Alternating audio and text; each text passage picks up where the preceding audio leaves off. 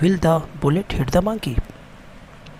Condition क्या है? Condition ये है कि दोनों बुलेट का बैरल को लीव करना और मंकी का उस ट्री से जंप करना एक साथ होना चाहिए, ठीक है ना। मीन्स जैसे ही यहाँ से एक गन से, है ना, एक बुलेट लीव करती है और इसका एम किधर होता है?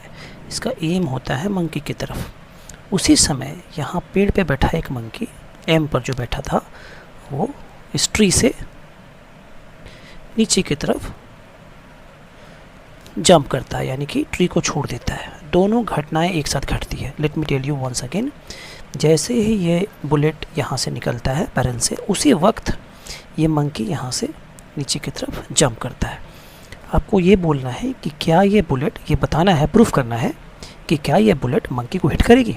तो आप बोलोगे सर ऑब्वियसली मिस कर जाएगी। नहीं बेटा, देखो बुलेट जब मूव करेगी तो ये अंडर ग्रेविटी फॉल करेगी, एयर का फ्रिक्शन हमने नहीं माना है।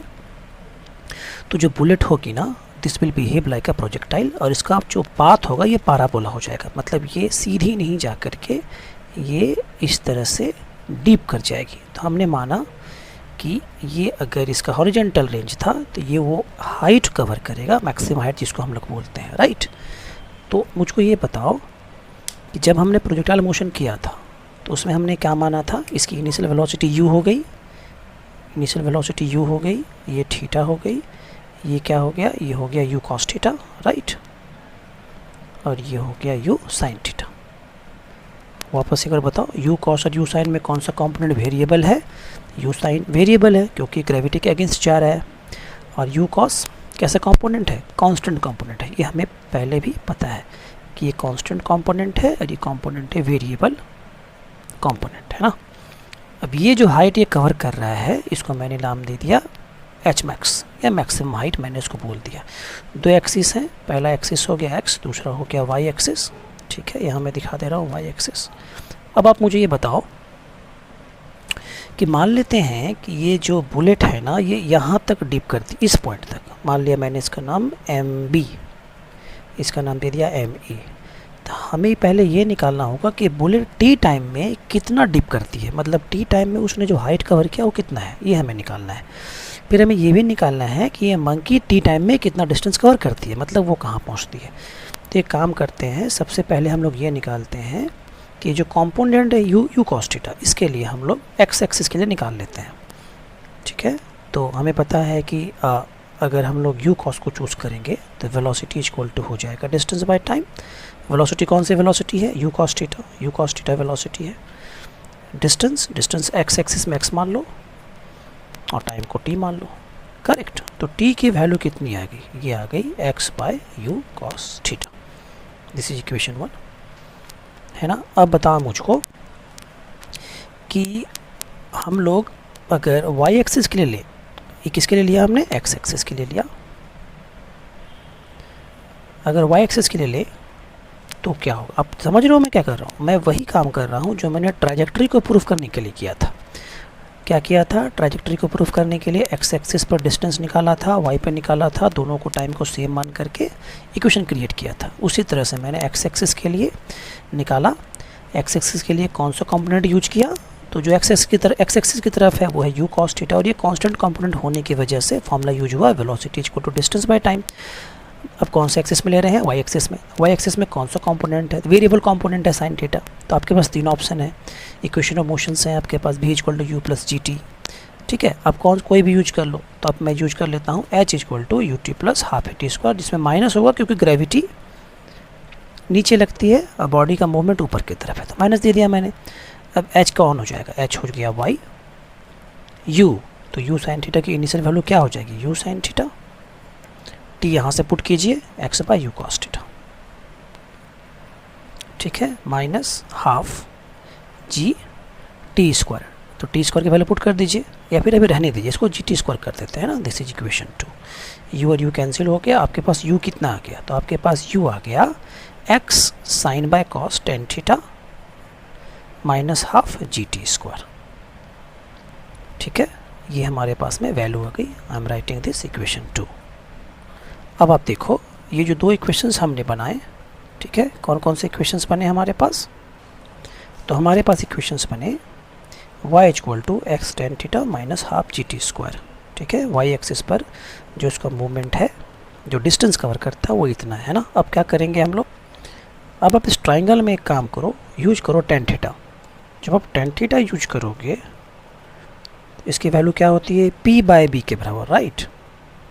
तो बताओ तो p कितना, p है M A, okay M A, और बेस कौन है, तो बेस है ये x, करेक्ट। तो ये हो गया आपका एम ए की वैल्यू जो हो गई x टेन थीटा के बराबर। ठीक है, अब मुझे ये निकालना था कि ये जो बुलेट है कितना डिप करता है टी टाइम में। ठीक है, तो हम लोग क्या कर निकालेंगे, हम लोग को एम बी निकालना है, टारगेट है हमारा एम बी निकालना। तो बताइए अब एम बी की वैल्यू कितनी है, एम बी की वैल्यू है M A minus A B, M B की वैल्यू है M A minus A B, है ना। एम बी की value M A minus A B के बराबर है।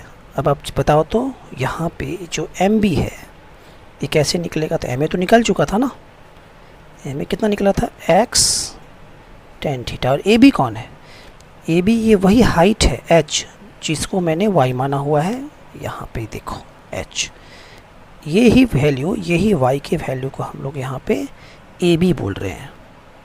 इसको यहाँ पे पुट कर दीजिए, कहाँ पे, ए बी की वैल्यू को पुट कर दीजिए यहाँ पे।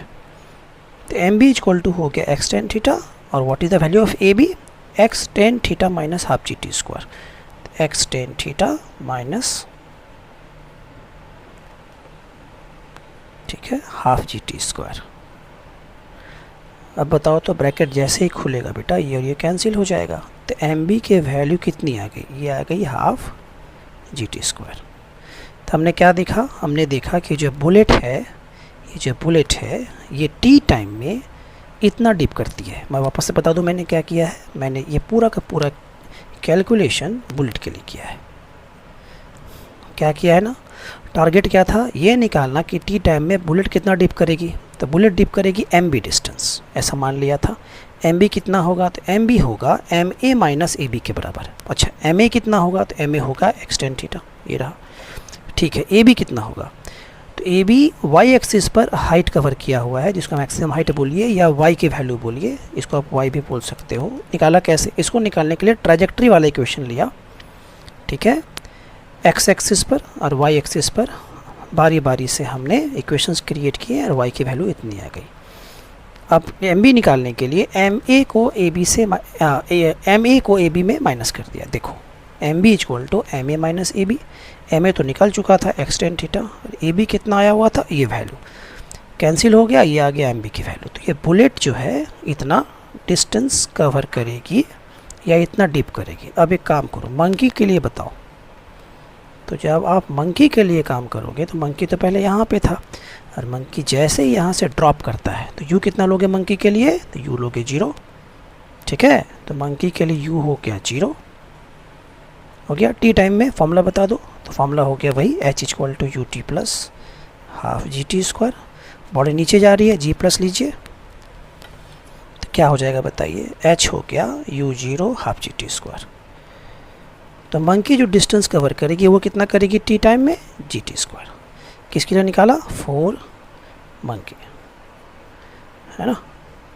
अब मिलाओ तो ज़रा, जितना बुलेट डिप करता है हाफ जी टी स्क्वायर उतना ही मंकी भी डिप करता है हाफ जी टी स्क्वायर। तो इससे क्या प्रूव हो रहा है, इससे ये प्रूव हो रहा है कि भले ही ये डिस्टेंस कितना भी हो, भले ही ये हाइट कितना भी हो, अगर बुलेट के लीव करने का टाइम और मंकी के यहाँ से जंप ऑफ करने का टाइम सेम है, अगर दोनों इंस्टेंट एक साथ होती है, दोनों घटनाएं एक साथ होती है, तो ये बुलेट हमेशा ही मंकी को हिट करेगी, ये कभी मिस नहीं करेगी। तो आंसर क्या आया, आंसर आया the bullet will always hit the monkey, the bullet will always hit the monkey.